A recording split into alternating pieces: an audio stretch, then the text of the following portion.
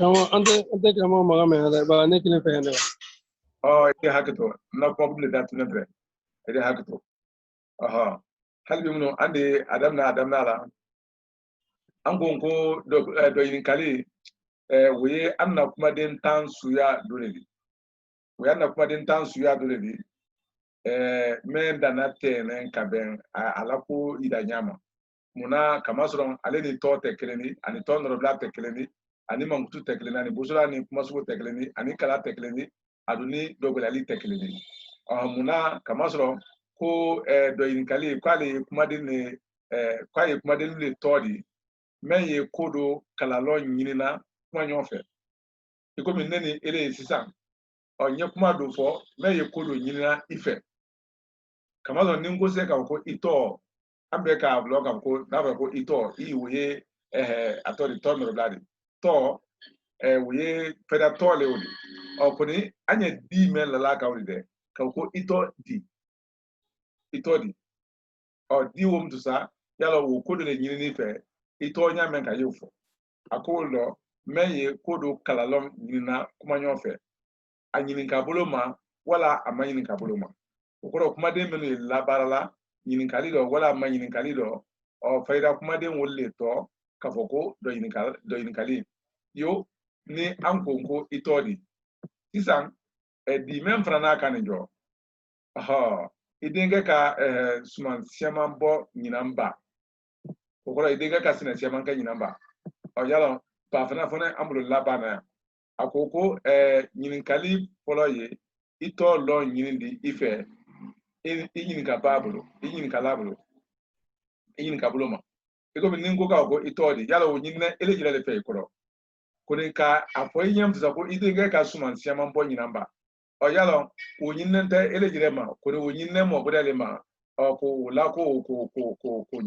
nyalo ko koro le ka fo ko nyini kali folo ko ra na nyini kali folo me kala ka ko itodi ko ito lo ne nyinne ife nyini kali buloma yoro do ye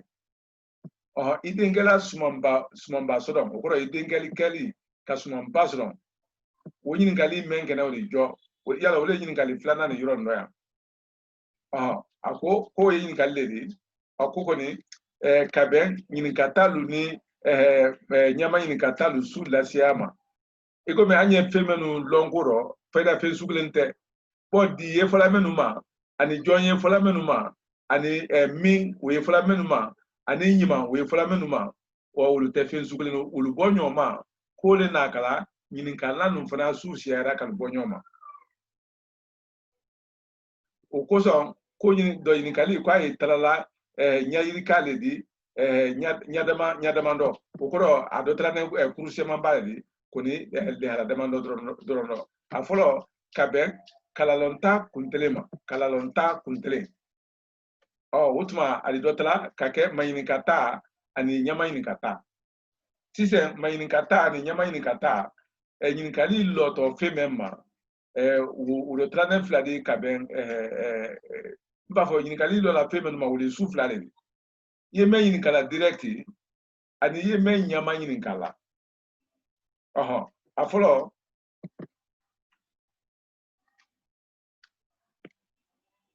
talanya ni do koro talanya folo no nyinikali e jonjo na menku koro nyinikali e pose la menku ka jonjo koro ka pose nyinikali e jonjo na menku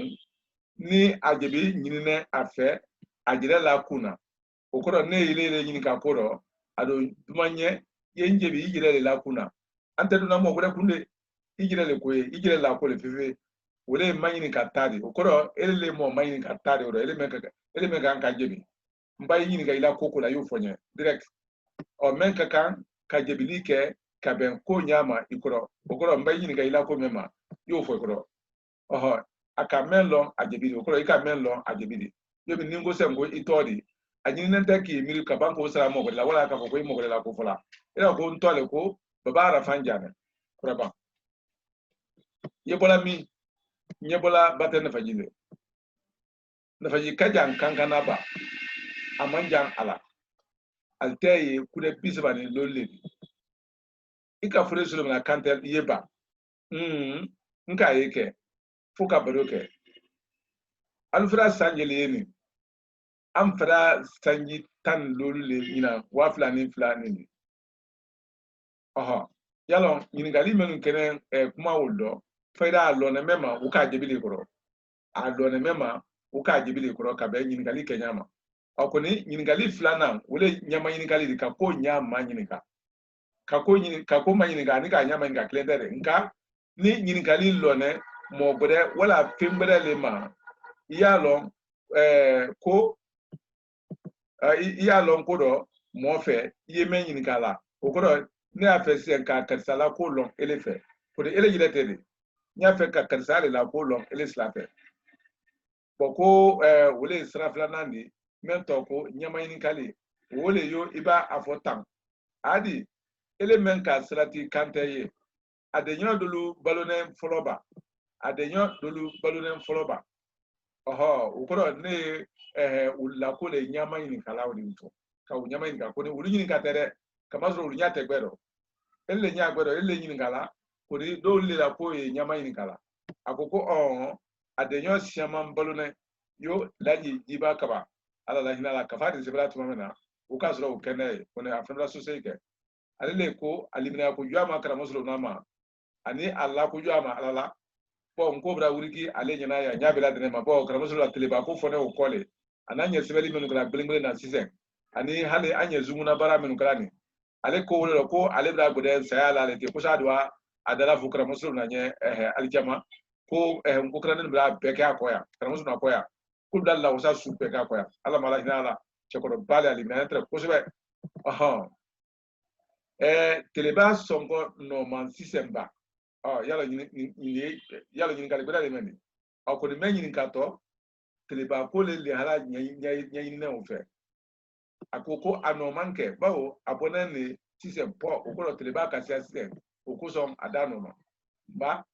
fɛn wɛrɛ ni ko wɛrɛ lu ye ɲama ɲininkala nin y'ale kan o kɔrɔ fɛn wɛrɛ lu ani ko wɛrɛ lu i y'a fɛ ka minnu ɲama ɲininka k'olu kɛra nin y'ale o kɔrɔ ɲininkali lɔ la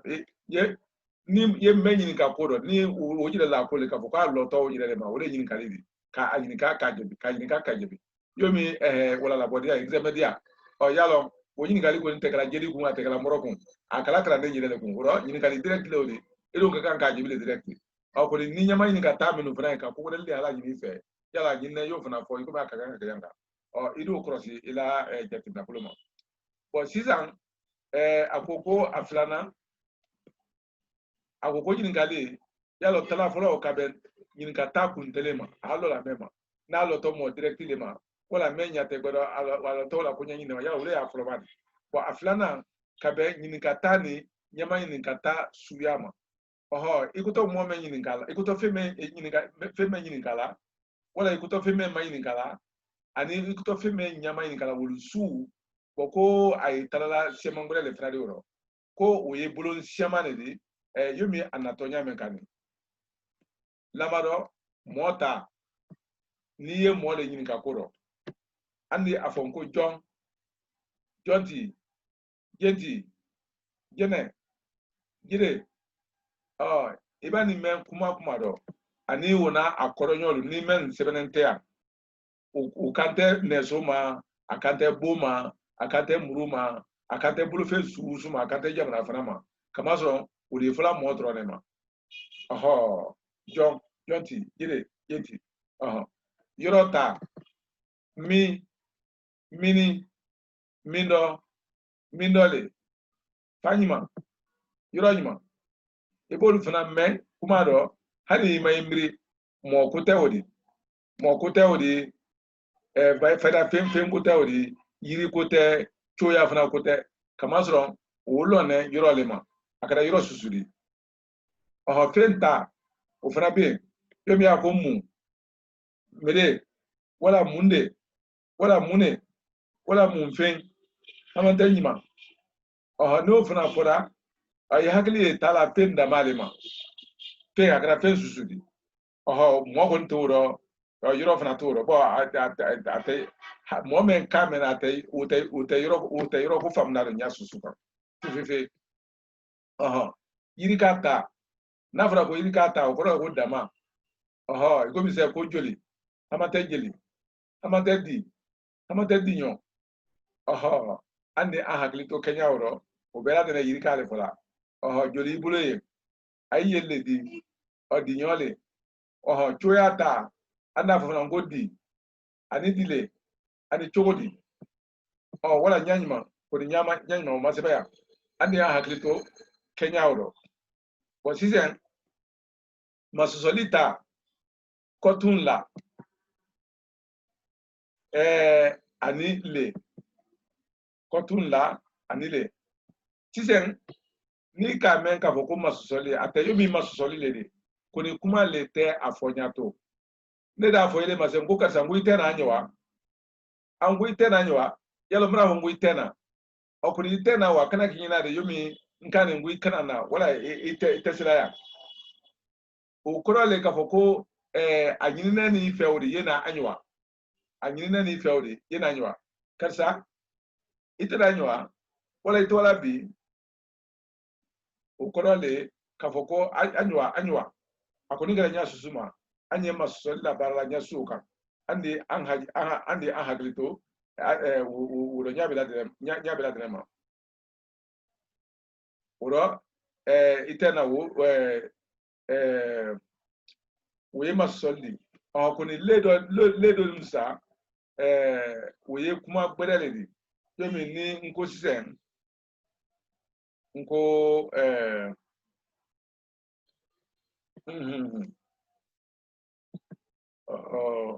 alu hakito anini lamado sisen anini kamaso ale fregene bon asuya suya ta anango mu ani mire ani mune ani munfe ani nyima we suya tari bon kabata anango iyo koni anya kuma le laka iyo iki sonima iyo iwara ma fonye iyo ikadi sinake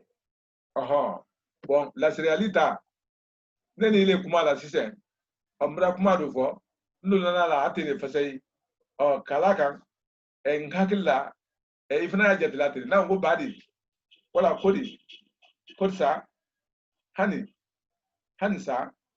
hansa oni bela dene ye ka kola syria ko mi ne nego se ngo badi ida ko awo kwa ateme anna kanani abra sunya bide ida ngo badi ida ko awo ura badi kodi ani kodsa ani hansa longolata we tetunte liri ali haketo ntuna tenni la bala yorondo kasron ute te longolata le ka ko itena ukoro ka ko yena itewa ukoro ka ko yiwa itaketan kuma yoro me ute masosoldi ukoro le ka ko itaketan sisan nyinu fere kuma se ninkoro ukoro anna menu fulawri ko yewul fere ya John nankere wala barala John ye dala kolone dala yala anda jomen fulani yala we mole fula ate fingre susu fulani mote wale an genti anu bela dene la barala mole ma jonti ka ko jonti ka fo ido keke ko ido kele ka fo genti wala jene wala jere o be kuma kele okoro jonti fere ko jonti ani jonti be korokle ani be jonti a be korokle mi itato mi yala we yoro le ko fala ngoto be makole mini wala mindo amate mindo le min fere okoro ko min fere ani min be korokle min fere ko ani min be korokle fanyima ide ye fanyima okoro ide ayi fanyo aba makole yoro nyima ni afrika ko yoro nyima okoro fanyima okoro di fanyima bekle but dile chodi but abe chodi trosite abedi wala abedile o be kuma kale mu ya bulo murule abulo mede wala mune wala munfe amata nyima okoro le ko bera dene woni mun be ko kelen ka ko mun fele ko mu anu bekle iyo amason krama yo amason krama aha a atuenge ukura atuenge a ukura yirela bon anya iyo la bara badi ndala dia badi ukura ni do ka bara do kese dine do ka bara do kese yalo ila ko ndala dia ko badi yo fala mo menye ala wul tole saudi la sira ko ala dia ke ala dia do ndama kodi yalo yo fala mo menye o yin ka kana wodi tunyale wodi kodi okoro ko tunyale wodi ba oro system mu akamun fo iye na fra ko mu akamun fo iye okoro akakuma sunima fuye mu we yin ka fenema akane ko akanyi ko akanyi mede mune mumven nyima otuma ko ni mumbe korokle ko mun fle okoro mun dogwe anope korokle jeli den jeli abulo denkelen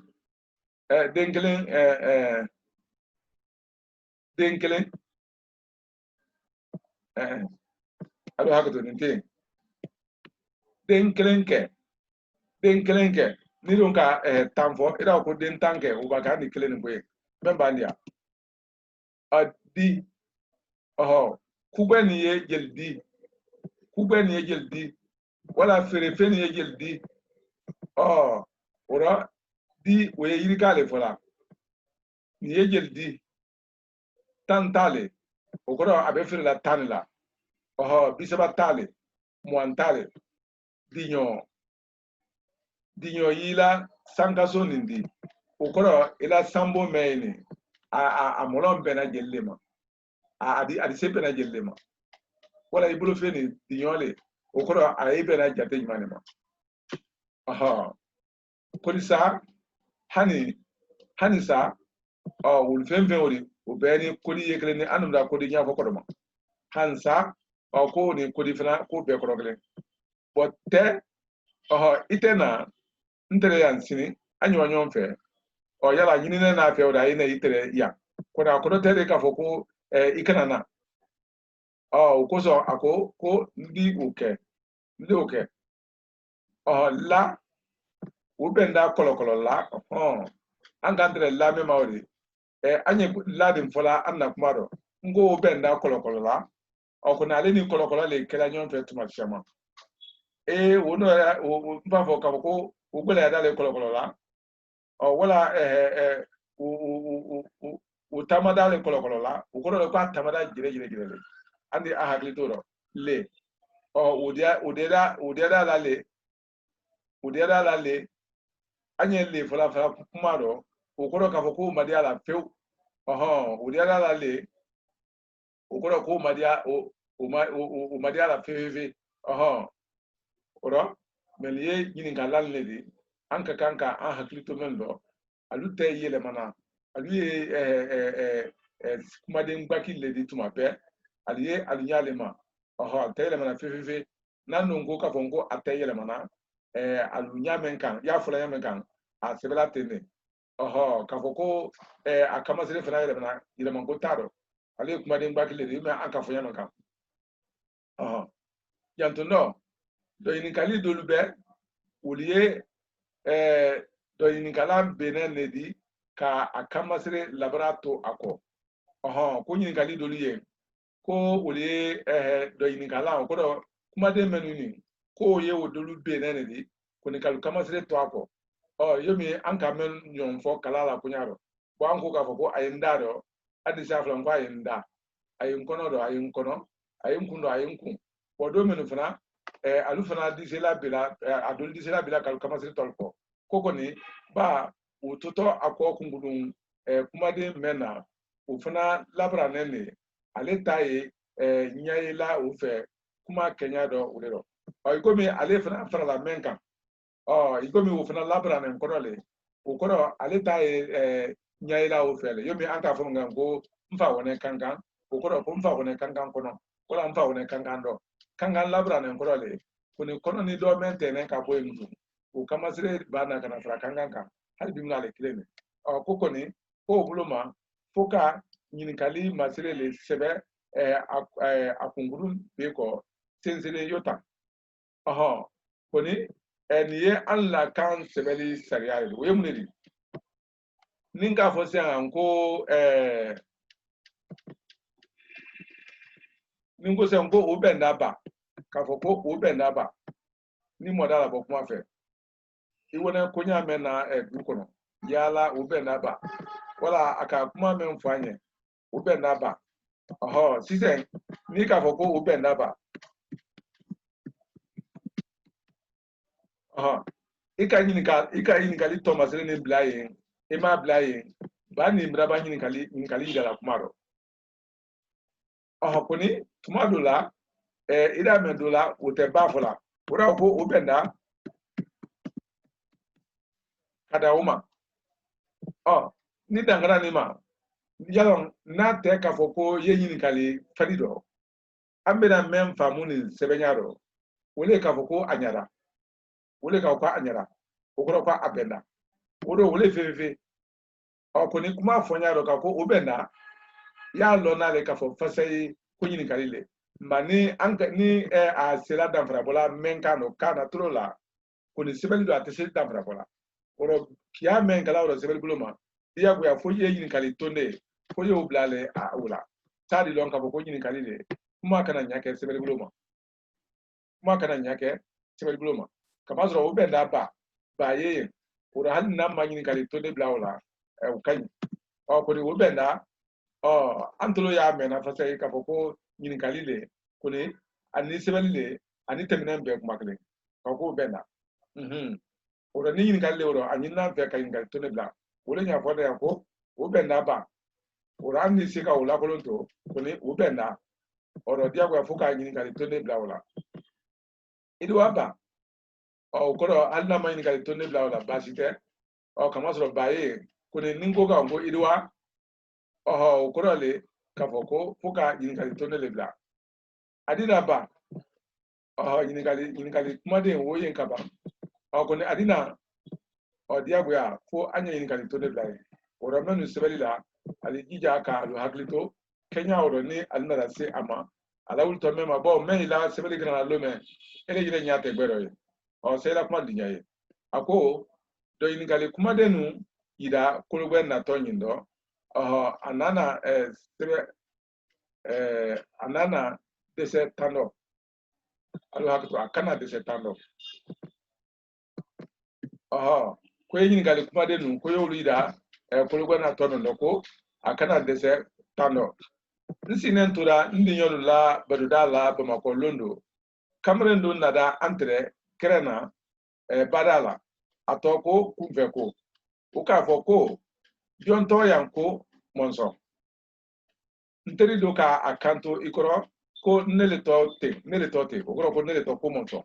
a bɛ di jɛnɛ ka n durentɔ o fɔ i ɲɛna o kɔrɔ ko jɛnɛ ka n durentɔ o fɔ i ɲɛna kunfɛ ko kan ko tɔ da ne ladi ni tɔ lara bana ka tun mɔtɔ ye mɔ le da ko mɔtɔ ko ye mɔ le da n'o tɛ mɔ yɛrɛ tɔ da tɛ se i yɛrɛ tɔ fɔli ma bɛɛ a mɛnna olu le la badi a tɛ ten dɛ n bɛna a ɲa ye ba n tɔ o ye n b'u de dɔ tulon dɛɲɔ mɛnu da o kɔrɔ ni denmisɛnnin minnu ye buri dɔ tulon kɛ ɲɔgɔn fɛ kabi an dɔmanɛ o y'o minnu da n k'olu siaman lɔ n'olu diya d'ale kɔlɔkɔlɔ la kɔni ali ye min sisan ani fa ɲuman n t'o si lɔn a ko le k'a fɔ ko i y'a sɔrɔ i na n tɔ nin mɛ na n b'u dɔ tulon diɲɛ dɔ le la mɔgɔ caman ma n tɔ nin lɔ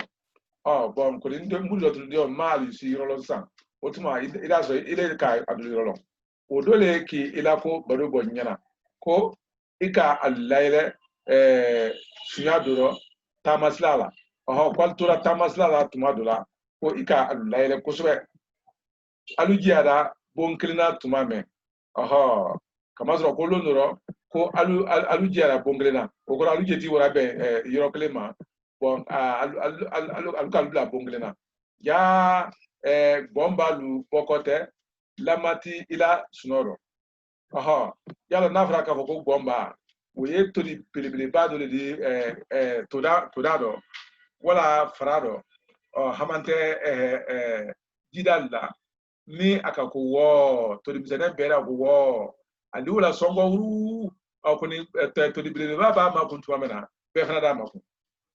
todi pelebele ba wole to ko bomba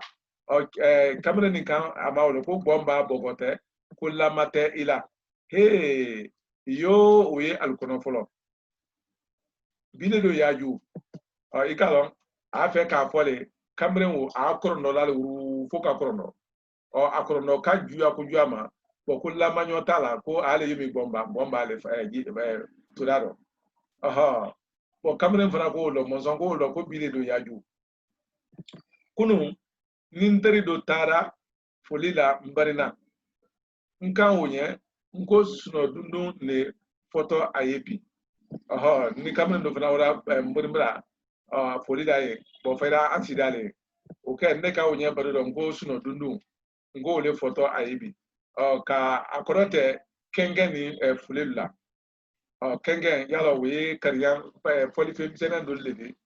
men labala folifem kuma balu kodo ukan ko keto tumanyima atodi nterike ogo ko tulonga ko keto tumanyima ko sudoke ko benaka sudo ko isene mbani sinoto tumajo nauro ikomi anye tamazlala ele sene mba bilibini ni le ko ka ko dunu ne foto neye ako tulonga to wati nyima ele sene mba bilibini akanko sudoke ko sudojo ko tulo ko dunu bena fo sudo ya ala korono le akaye akorono kane magula on ka fo kumbena ko lana la kwale ire korono la ora ni mensira oti bena torole anyajire ire makamazo atana sira suno lablo sukone damansa alebra jinkon damna sukone koro kamrenka jinkon damna jinkono oye suno nyakoro la le faida imaba suno la bake katunaro ado koni tinyina jire fnake afura ko alteta alula alu hakato nyingala menu yang malu idade ko na dali aljanto kamazo alte alla yalo alte do lete maso tere kuna nyine ne ka ko ali wallate ne nyina ko na se di ban nsuno ko nyuma bolo sise bon ade yoke atrika ni mutusa o hakilla ka ko seme ale re farido otuma ko se obena pansa ni aluka la kasno bo ale mene da nenye ulero damansa mo me chronolani ko o mene da alenye o ko o ka suno dam na alenye suno nya ko la ne uli to ko mene e me ba suno la pake folo ko ni iko ni ikaka ka fara suno la le kamtu ko ni ko ne do ko ni ngra ibe son ka kun bo ke ale mene men krem sa aka ni la ji senya kelen o ko aka fonyo sama ka iko mi ka ni la klisu akele ka ban ko la bo ka ni la ji bo ka ban ka ni la yele ko nonko o be meni gbero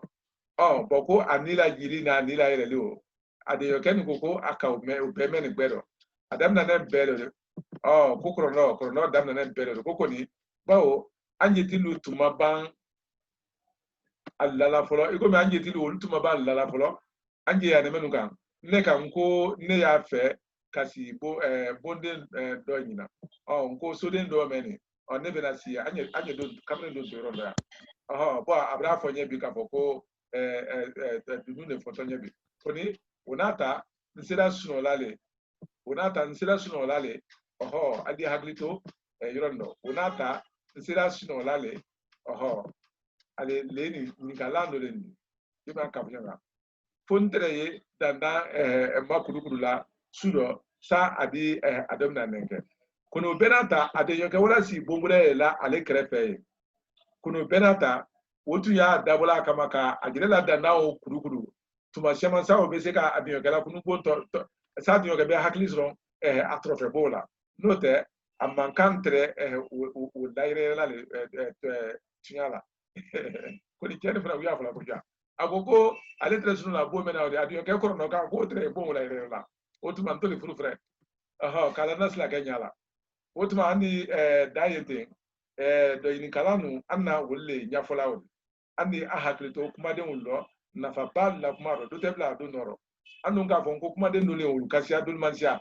misalero to wa kono do wole nkoro anu bla to na le ala nyafo kuma so wa woro la ndoni o we nkoro amra kuma olu furu ba le mo mutu na ko yan feringa o ko ne do menu alu fana mansia nya susu mai ko mi to noro bla mansia ja maka ora na mra sienta ni wala nyonyoye anya alfula ani jo ama ni jo ama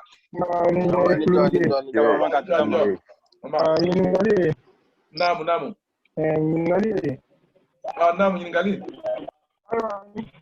mu mena bolo ya ko mina ina bo ni go kwa li ka san na ba ya do bai ni ngalla ikra hoko ka san na da ko ave mande la se ko marala olu bi kan fo do ka da fa do an nyonke iko ka san na da o ya sabati ko an na da gani bi fe ga ga ni ngali ko ka san na da sai ila kuma ye tunya de yala an fana na le klimpe wole fola ni ya sebe abese ka mentolo la ka abonyona parce abese ka mentolo la ka abonyona o ko ni ya sebe dro atese bola nyona wole namradi o ko so an fuka nyini ngali tonne le bla alela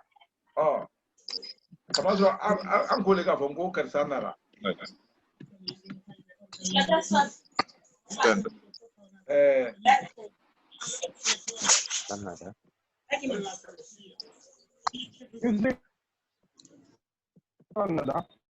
ambe afalo ngo karsanara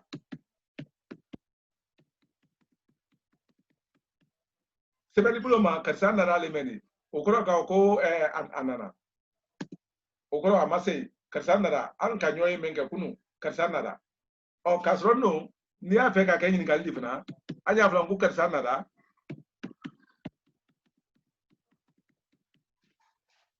karsanara hali bimna be sebela nyakle nema oro davra bo me ala oro mtu fuka ni bla la diago yala kamasro nantunga nyini ngali tonne bla antu ni antunga nyini ngali kuma dem bla antu danko karsanara ba wala karsanara wa ukole uya bonyo na peu muna kamasro ni be nkaba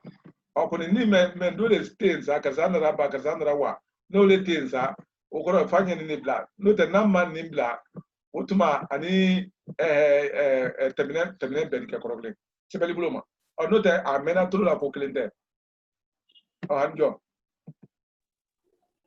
yin ngali plana imunye namu ole an se ma on ni ngali drone ka fo do ngali ma ngali ma se ko lu flari nyai aye tungunye na doni mamunta yala kori yela ma wala bere ko ngali ikalom pemenu ye hakilla kole yawo ninne afule se ka ngo itori yawo bi to fonye bari ma nke tulo na godi I want to ninne yini ka bo itori yawo ne o tengu ile irela ke ile ire le hala dro yini ka ito dro yini ka ko ninne yini ka hejila ta ko ma sise kai yini ka nyina hijila ta koma ayala tebe okoro ma ele kutere kuninye hijila ta ko le hala longoro ele fe okoro le hiji konya nyole nya manyini kala ocho ya dole nyinga ele fe okozo nyini ngali be ya manyini ngali fra be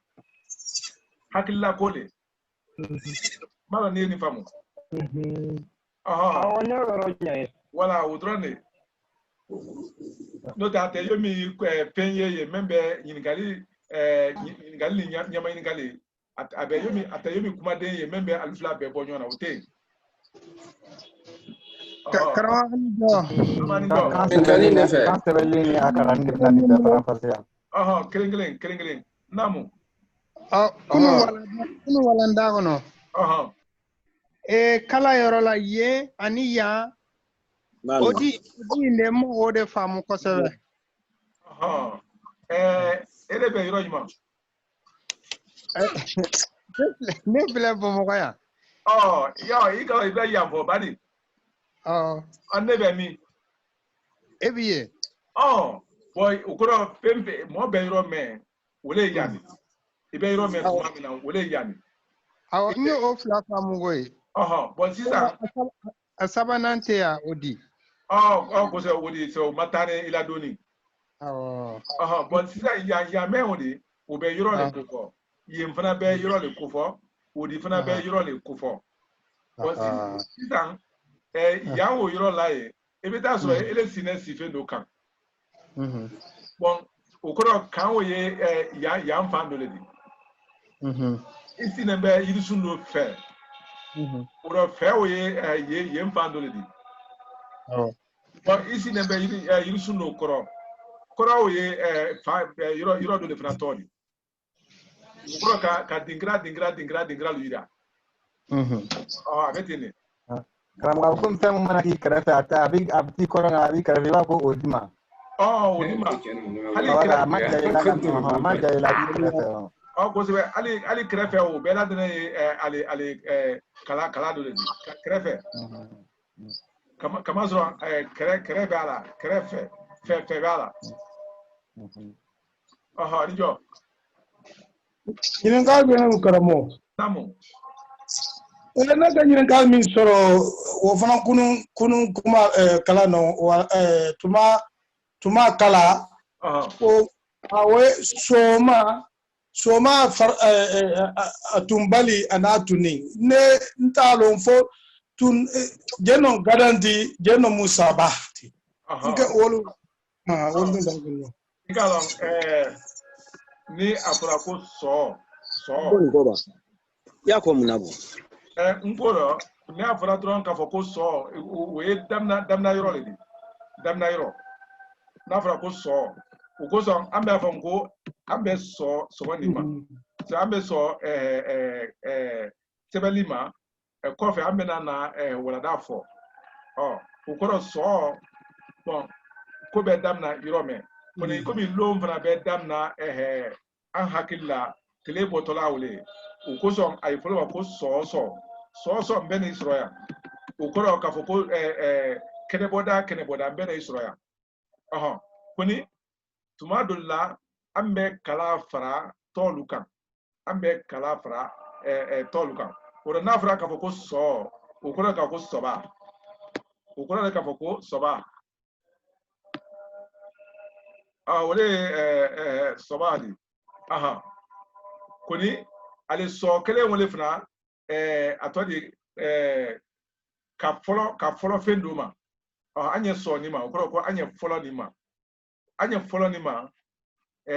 so le wodi iko bi kene bo sangura o lo me damna wole fna ma ko wole fna so di kono ambe kala menu farala tolu kam dusa iko mi nya fo sem ko tumala ye ibolo la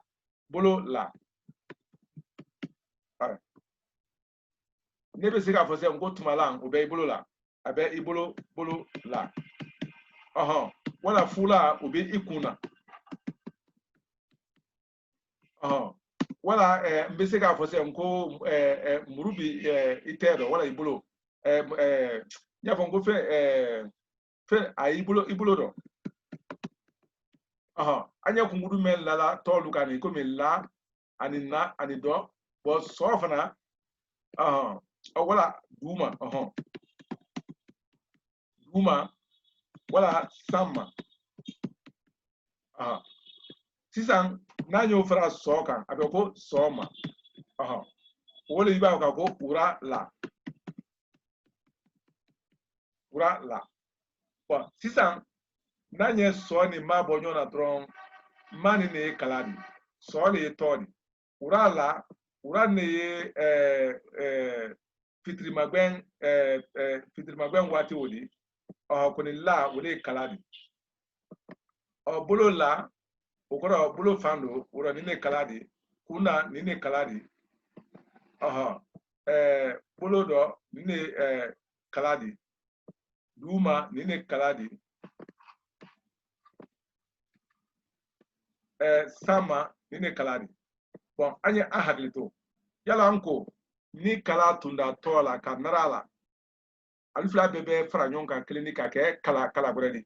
o kosom bolodo bolola anda ngo bolola bon hakilla aluka bolola korolo ni ne be bolola sisen nimra am bolola bo oro ni bolola fora ate bolola fora ko de ay kuma bulale fora ay kuma bulale fora na fara ko bolola abedige kala di nyon fekleni na fara ko kuna o korole yomi anya modula si ankuna anya modula si ankuna oro kuna bedige kuma kleni unyama ani buloro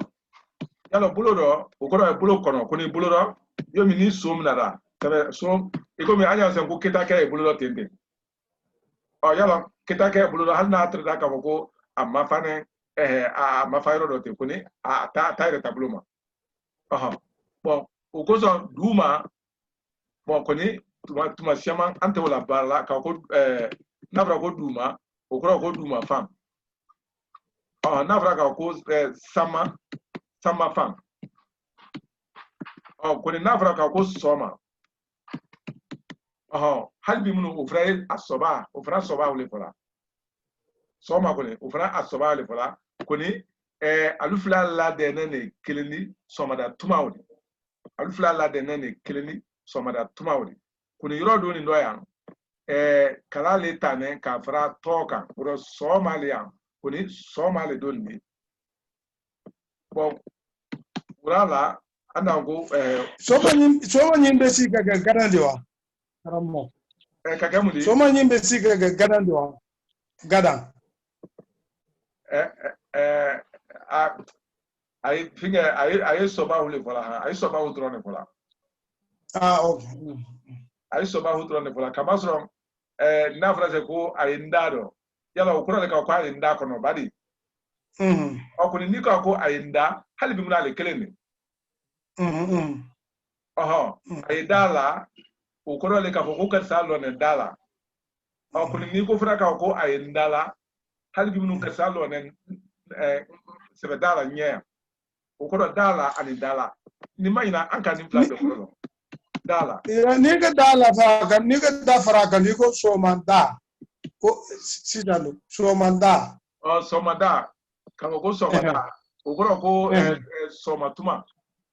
somada ukura ko somatuma somada yenta nsoro en somada la ukura yenta nsoro en somatuma la da ukura tuma fana obenara la fana somada fana benara de somada abenara ko se somada mai na fara ka ko kasaidala ukura kasalo ne bedala aga fe ka do koni amba fonko ayindala ukura ka ko kasaidala watipe ukura atula na lampe ya zonka kame ukura aflabra fra jonka kala keleni koni doni dani tole dian koni ladro ne kaladi ukura ni kala narada tola dron albebe ke kaladi shokura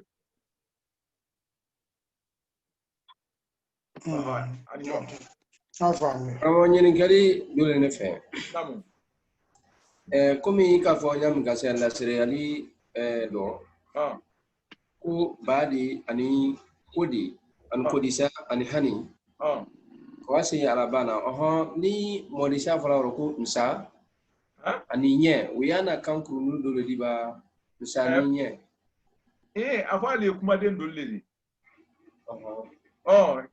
yalon anye anden ne ɲɛ fɔra ko ni ɲɛ ye kuma kura do ne de kɔnna ko wati do la ituma fɔ mo bakoro ni atre mangane bularo ikalon ila kan ni kan susu ba sinyo yake wala kuma den di do to do no ne iku do na nru fado ke ila kuma den do di ɲɛ ye usulu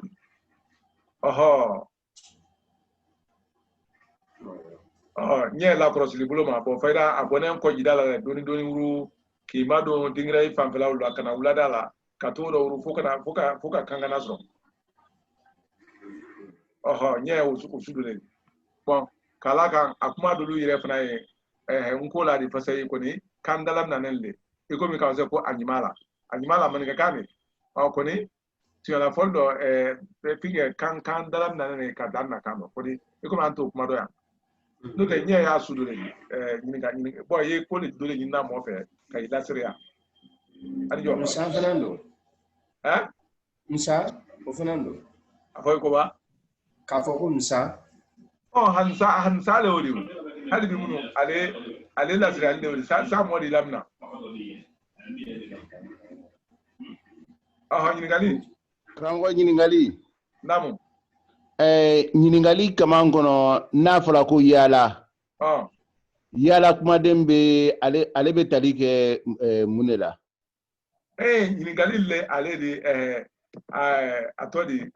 ɲininkali ka ko su bɛɛ ma kamasɔrɔ ale ye kumaden kelen de a danna a kɔni i kɔni k'a dɔn k'a tɛ fɔ mɔgɔ ma badi kosɛbɛ ora ale kɛla pen le kan yala na kuma men fɔra nin tunyale ale sa yomi ina fɔ ko yala ko ɲininkali donc ale fana ye ɲininkali kumaden dɔ ye ale fana ye ɲininkali kumaden dɔ ye yala an di wa bi ba yala nu wa bi se ka ye hakili ka hakili ɲini fɛ ayiwa ani jeli jeli ani joli o bɛɛ kuma kelen komi n'a fɔra sisan ko ɲuman joli le fa karisa y'a kɛ ɲɛ donc o la sisan joli a bɛ bali k'a fɔ siɲɛ fila kama sɔrɔ a ko kɛta tɛ danna siɲɛ kelen ma kosɛbɛ yala an bɛna tɛmɛ balinɛnkɔrɔ ni balinɛnkura kan m'a dɔn ni o walala tile jira kosɛbɛ hakili b'a la yala ni a fɔra se k'a fɔ ko k'a gosi an na gosi k'a tɛ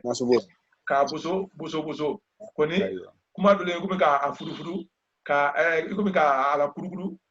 k'a jɛjɛ wala k'a jigiji wala k'a yugu bɔn n'i y'a fɔra ko joli wala jeli hali bi minnu e n'a ɲininkali le balila o de munna kamasɔrɔ a siyama ni tɛrɛ a kasiya kelen de o la a bɛ se k'a yiri ka jan bɔ kɔni kan na den fila le t'a la y'o dɔrɔn na baara a y'a fɔ ko a na ko joli le ni o kɔrɔ k'a bɛ n'a ye ko siyama kosɛbɛ ani jɔ i ni jɔ karamɔgɔ kulunjɛ ɲininkali karamɔgɔ ɲininkali min ne bolo naamu o de ye jɔn di waati caman jɔn ye i n'a fɔ sisan ko jɔn ye mɔgɔ t'ale de jɔn k'a kɛ tuma caman jɔn ye nana kumaya dɔ lɔ kana tuma laɲini ka kɛ tuma ɲininkalan de ko an ma to tuma bɔn wala ala an bɛna to karan na sɛn a kuma dɔ nana walada dɔ ye yala a di yala o su dɔ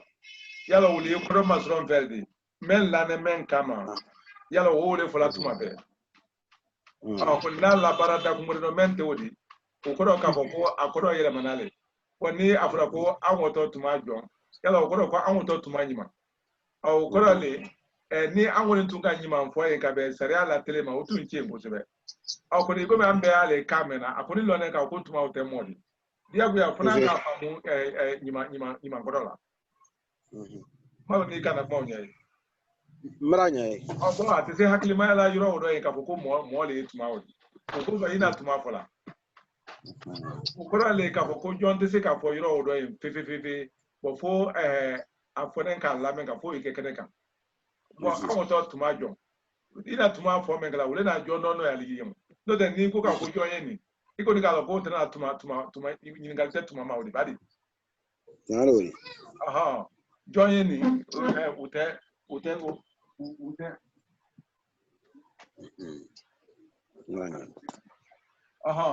kuma kan dɛrɛ ne i b'a jɔn ye nin o mɔli fara direct